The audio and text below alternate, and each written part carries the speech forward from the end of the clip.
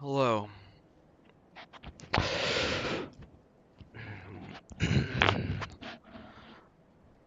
Hello.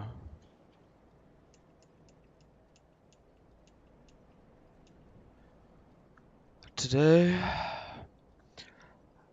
I would like to tell a story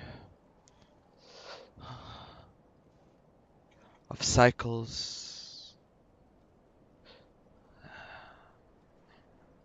and what they lead to, or perhaps what they can lead to. In a universe, a place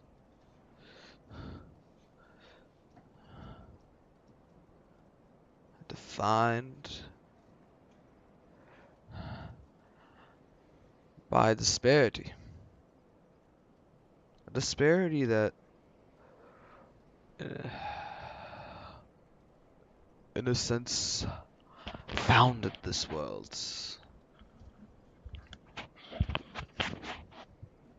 It's disparity that continues to rule over the world.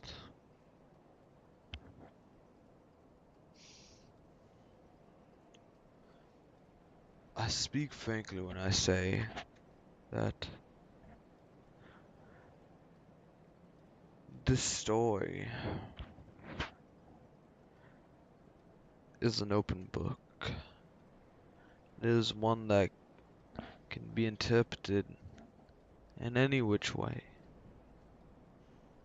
This journey that you make through the land of Lothric.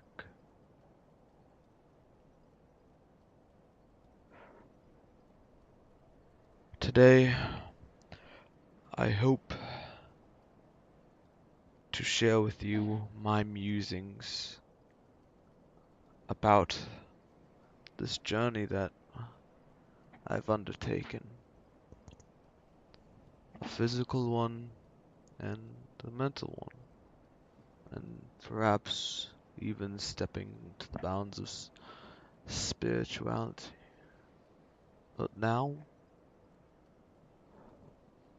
to take a step into the more grounded facets of such.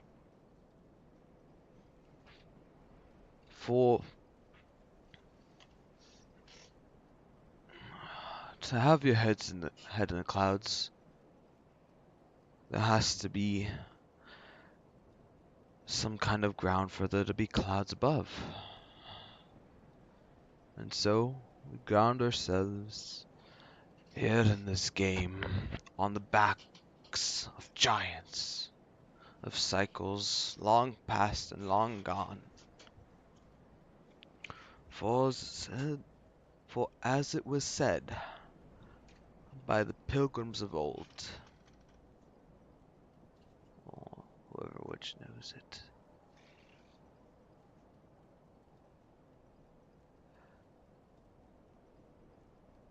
when the link of fire is threatened,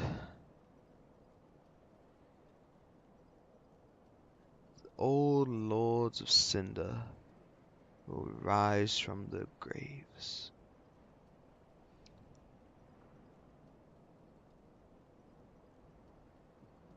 So it is said.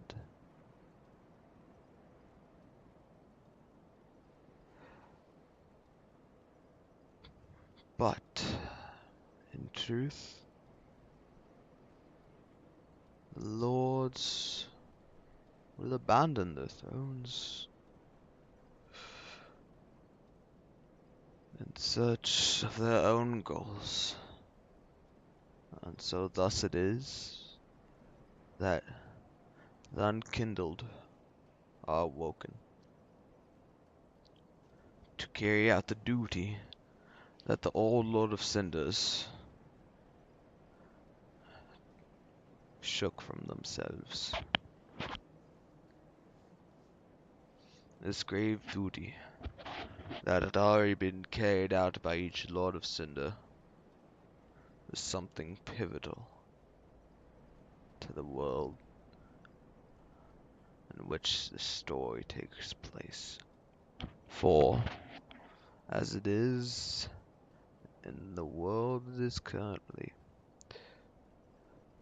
the fire fades, and thus it must be linked again. For the age of fire, in many minds, cannot end.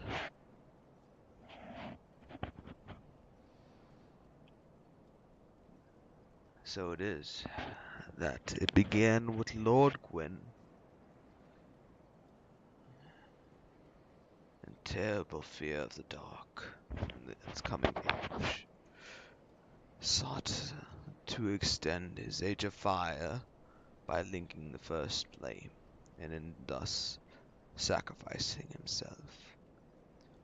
Thus began the endless cycle that, for each time the fire fades and the world turns to ruin, one must rise above and sacrifice themselves to link the flame and further extend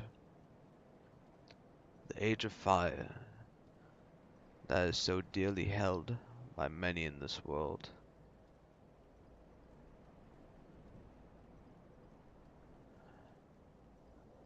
In this day and age, it's hard to remember if these are mere legends, myths, or simply recordings, for it has been countless cycles gone past before this age that have weakened the flame, and the resolve of those that have linked the fire themselves. For you must ask the question, what reason, if any, would the Lords of Cinder have to abandon the thrones after such what would some consider a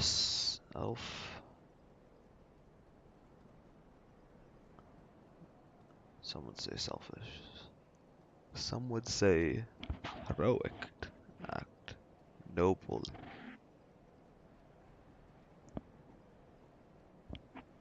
This is something that has been questioned by many. The extension of the Age of Fire to the point that has reached those that commit the act themselves. There's always been some other camp trying, maybe against all odds, to stop this perpetual cycle of the linking of the fire, an age of fire extended again. And then, as the fire fades, another must come to link the fire again. A world without respite, a flame that should have died long ago, a lit new every time by souls new and perhaps old. But not to dwell too much on that which is old and nigh but forgotten. Let us look towards the future to see perhaps the fate of the cycle that has governed this world so long. For perhaps after seeing that fate can be cozened, as in Dark Souls 2, by resisting the curse, then perhaps fate too can be cozened for the whole of the world, not just for the self. But, oh, lo, do I stay on personal points. I must continue forward to speak of one hero's journey. One could say hero, other could say thou that brought the end of the world. For in each world of Lothric, where the transitory lands of the Lords of Cinder converge, there exists choice in the way from which that chosen unkindled is able to change fate, to cosm fate itself. Perhaps not chosen, for they chose to upset the fate themselves. And in this, you can see that is the true nature of this fate's end. For that to truly create a cycle, to end the cycle that governs this world, that sends it spiraling back and forth through ruin and hardship, through life and death, through happiness and good times, to see that this cycle can be changed to something perhaps better instead of repeating itself till the flame is nothing but a flicker when it is next linked by the undead or unkindled who next rises to help keep first flame alit. Or perhaps there is a different way. To begin, though, the unkindled one is the one that at face value may be understated how important his condition is.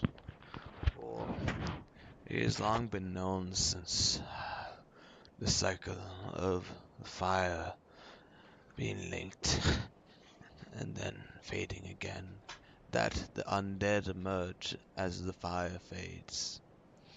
But, as the bell tolled, for the Lord of Cinders did not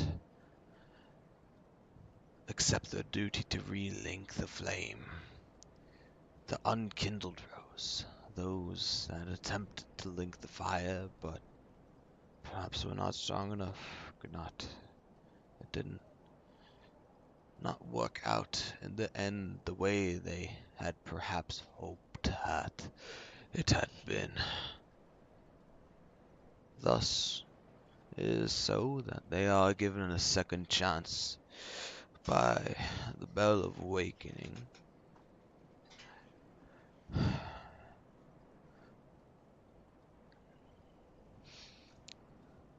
The unkindled awoken from its long slumber rises to a world where the fire fades again. But in this sense, there is something different this time. For the champion that was supposed to link the fire in this age has refused. For maybe the camp that thinks the next age should come, the age of the deep, the age of man, the darkness that dwells within him, should come. Perhaps they have won out this time, for that is what the unkindled must discover, and that is why he pushes forward. For the unkindled is not unfamiliar with hardship and the such, for he was able to almost link the first flame, but was unsuccessful. And so it is that the Unkindled's journey begins through the land of Lothric and those transitory lands of the Lords of Cinder that have formed.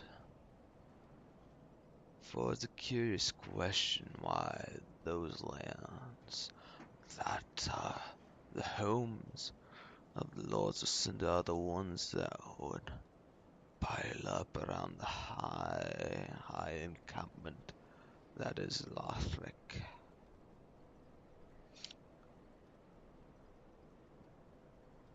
But that will be a question and answer for a later time. For now, it is important to focus on our hero's journey. Our hero, Unkindled, are the one that should link the fire again. Given an option to do what he will, continues forwards. For perhaps in this tale, the ending will be not as you expect, or maybe just as you suspect, but something entirely different than what has been before.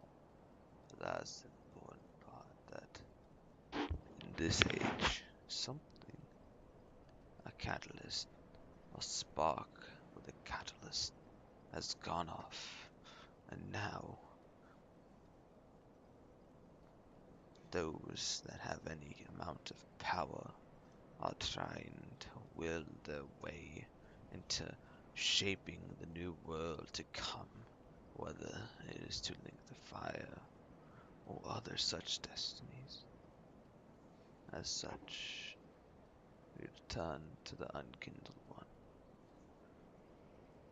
and we see here in our location, Firelink Shrine, and what resides before it, the graves of the Lords of Cinder, and the graves of the Unkindled One from which he arose, he or she rather. And as is in life, there is no way but forward. One could not sit in the grave forever. Or if one does, then what kind of story would this be anyways? There would be no story. So the Unkindled pushes forwards, keen perhaps to see why they were roused from the sweet darkness of death or silence.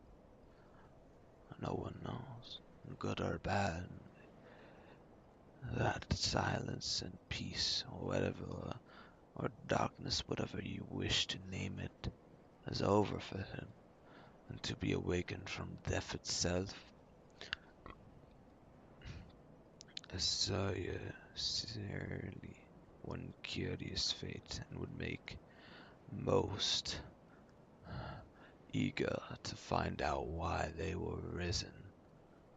For surely, to be risen from one's own death, there would be some great purpose behind it. So then Kindled continues forward, going past obstacles in his way, hollows. Again, as the fire fades, as always, hollows show up, facing also curious beings, such as the Titanite lizards, grown massive after feasting on souls, and other such oddities. None right now but the lizard, but more will come later on as time and the journey progresses. Soon Unkindled reaches his first bonfire. At that bonfire, some respite is held from what looks like the same situation from which he left. A world gone to ruin that must be saved again. Or maybe not saved, but Perhaps this time something different can happen than Kindle thought. Perhaps this time I could cause him fate itself. For perhaps Unkindle thought to himself that, for even though the lie was linked as it was in one of my ages, after a champion was able to link the fire where I was not, then how is it so different than before that perhaps some things should change, as life is in essence itself change. As it began, disparity was the beginning of all things in this universe. The movement, perhaps, maybe not the beginning, but the first movement, truly. The first inklings of change on a faster scale, at least. True impermanence, life and death came about as such. Perhaps this resurrection led to the thinking on the Unkindled's part more than it had before. For if you are resurrected for such a purpose, the same one, and you see that the world has not changed and that the fire still fades as it always does, and you, having lived through this, the last one where the fire was fading only to wake up to it again, the Unkindled questions himself and his purpose. Yeah, he questions why he was resurrected. Soon enough, though, he will know why. Thoughts spiraling through his head, more than he could probably remember from his last life. He continues forward, through obstacle and enemy, discovering items along the way, learning tidbits about the world that has formed while he slept in his grave.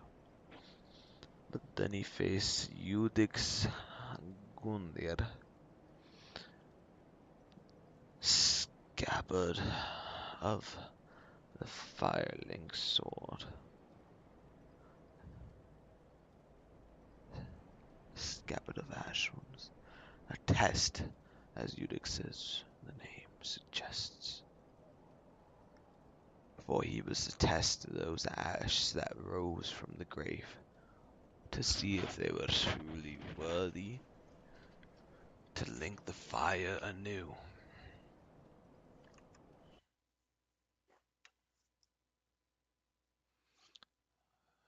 Facing such a challenge,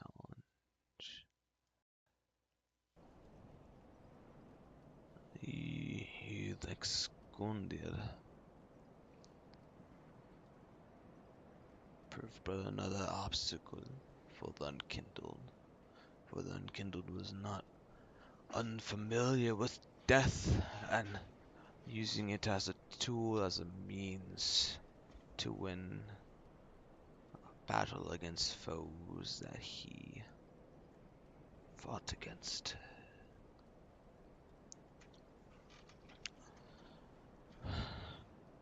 With some difficulty, for after waking up from a grave for who knows how long, one would be a little bit stiff and a little bit rusty in combat, what would you not say? And so, the Unkindled, defeating Uraxgundia after some trial and tribulation, proceeds to our leftmost location. As you can see, Firelink Shrine, a safe haven of sorts for the Unkindled. Exploring around, he sees one unique character, a man in tatters with a strange-looking sword. After being attacked by him, from approaching too close, he's able to dispose of the man. and takes his weapon from him, supposedly of an Eastern make, and supposedly some master's attire is what he wore. So it was then that our chosen unkindled, perhaps just unkindled, one could say. Perhaps it is truly evident how he chose himself at this point, for if the unkindled had failed to pass Udex, then would he be chosen? Now, it is a trial that must be faced, and perhaps most would beat it, but who knows? It's certain that many beat it. Not many, but a few. As when the unkindled enters Firelink Shrine, he meets the Firekeeper and several other characters, some unkindled like him, or some just undead. For now, there's but one unkindled in the Firelink Shrine. But first, the Firekeeper, for she gives our unkindled some information regarding his resurrection. For she proclaims that she will stay at his side, for that is her duty. And as a firekeeper, she tends to the flame and thus tends to you. And as it is your duty to relink the first flame, she shall be loyal to you as long as you must carry out your duty. And thus it is that the Firekeeper grants you the power to increase your strength, vigor, vitality, dexterity, strength, attunements, intelligence, and faith, and perhaps even luck if you're so brave. Making this place's new home then kindled is places the sword that was sheathed inside Udexcandia, the Firelink great sword, into what was perhaps once a lord vessel. This produces a bonfire for the unkindled to rest at. Unkindled meets those that too reside with him in the Firelink Shrine. He meets a deserter of the Undead Legion. Faerun's Undead Legion, to be exact. Hawkwood. A crestfallen one Hawkwood is, exclaiming his despair, or perhaps simply sadness, and a little bit of madness also, at the fact that we unkindled are expected to strike down legends that have the metal to link the fire. In this sense,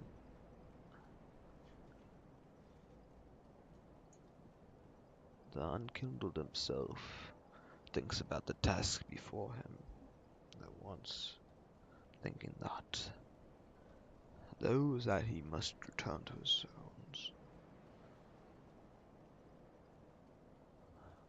those for the unkindled realizing that he had not even thought of the task that befell him, for the Firekeeper had mentioned that was almost, well, as much weight as the rest of what she said, that The lords must be returned to their rightful thrones. Of course, referring to the lords of Cinder, which abandoned their duty to go their own way. And thus it is that a unkindled thought. It is, in a way, a monumental challenge to take on those which in ages past linked the first flame, those that had such power as to extend an age of fire, with their own power, and to bring them back to their own thrones by force. Or the other, the unkindled, knew that the task before him would be no simple one. But much to the unkindled's surprise, after finished his talk with Hawkwood the deserter, he met with Ludleth of Gorland, a lord of Cinder, awoken by the bell of awakening. For he did not flee his throne, for he saw the necessity of linking the fire to prolong this age, or at least that was his thought, for many people think of the ages in different senses. For right now there is only one age, and it is the age of fire that ebbs in and out. And so it is that one Lord of Cinder was already ready to sacrifice himself.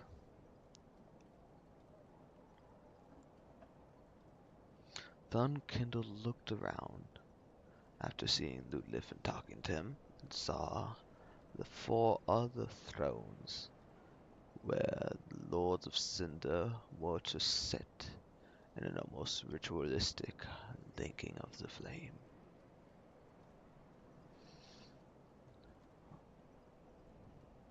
First, there was Aldrich, Saint of the Deep, the Devourer of Men.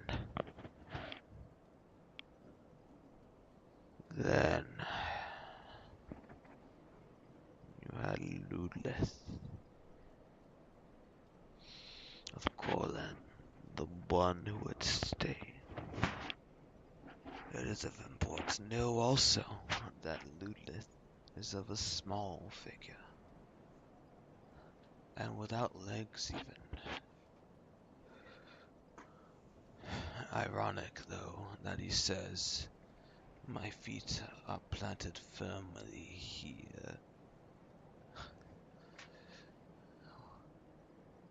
as he tries to calm us down, for we think for a second, as a Lord of, or rather the Unkindled thinks of himself for a second.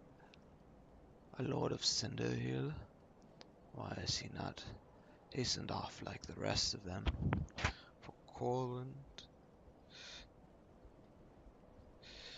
Ludleth explains his reasoning, or at least part of it.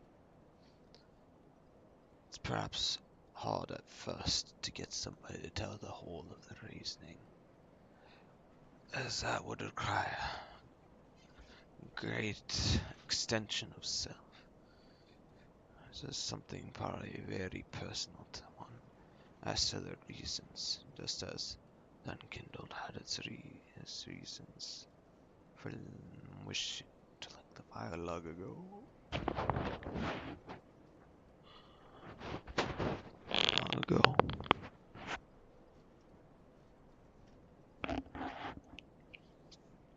Then there was your giant of the profane capital, lord over those in his realm. His throne stood wide and tall, representing his large figure, for it would be a challenge for a giant to even enter Firelink Shrine. Then, with a rudimentary throne, there's and some wolf skin on it, sat the throne of Faerun's Abyss Watchers, the Undead Legion, those that swore everything, swore to those, to each other, to the world, to defend against the abyss and the darkness that was all consuming around them. And then, at the head of the Firelink Shrine, opposite of the entrance from which the Unkindled had reached his new respite, lie the throne for Lothric, the younger prince, last hope of his line. For it seemed to be that Lothric should be Lord of Cinder, but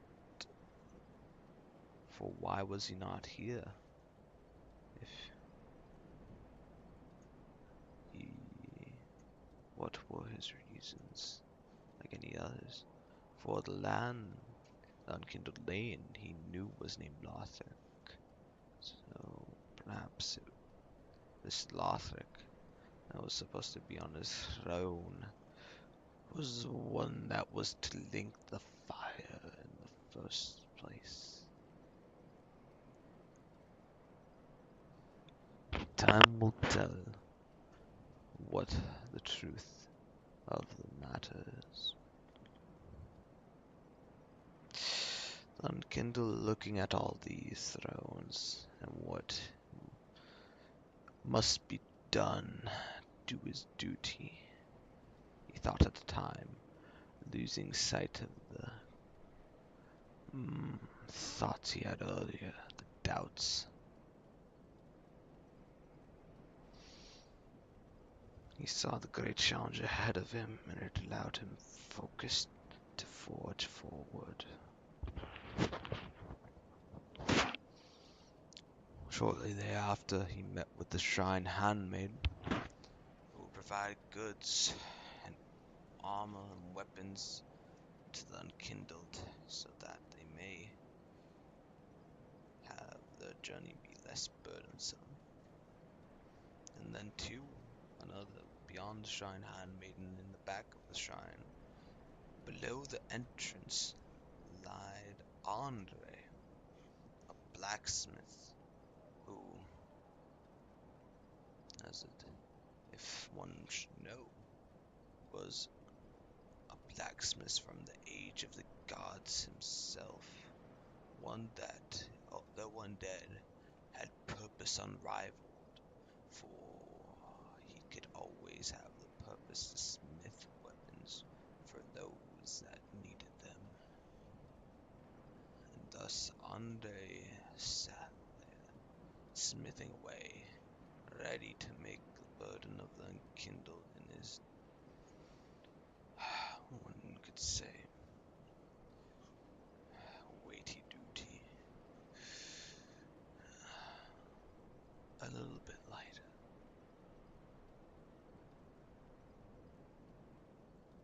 But then, afterwards, Unkindled saw that, well, I cannot remain here forever, but where shall I go? And then the path opened, vessel, which he had made the bonfire in, he saw that the high wall of Lothric was the next place from which he would be able to discover some truth to the world in which he was now existing. Unkindled, filled with curiosity about the unknown and perhaps fear also. Not perhaps, but depends on how much fear he had at the unknown, like anything else. But fear can only hold one such as unkindled so long, for unkindled was not unfamiliar to such fear, and soon, through experience, he was able to shake it off and continue. Curiosity and that drive to fulfill his duty motivating him.